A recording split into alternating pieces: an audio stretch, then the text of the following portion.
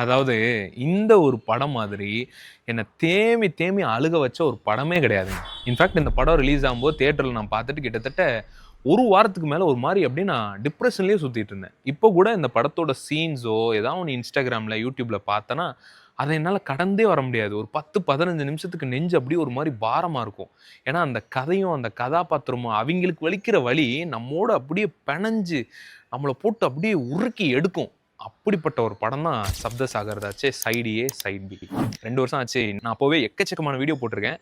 நெறைய பேருக்கு வந்து இந்த படத்த நான் சஜெஸ்ட் பண்ணிட்டே இருப்பேன். இப்போ வரைக்குமே என்னோட ஃபேவரைட் படங்கள்ல டாப் 1ல வந்து இந்த படம் தான் இருக்கும்.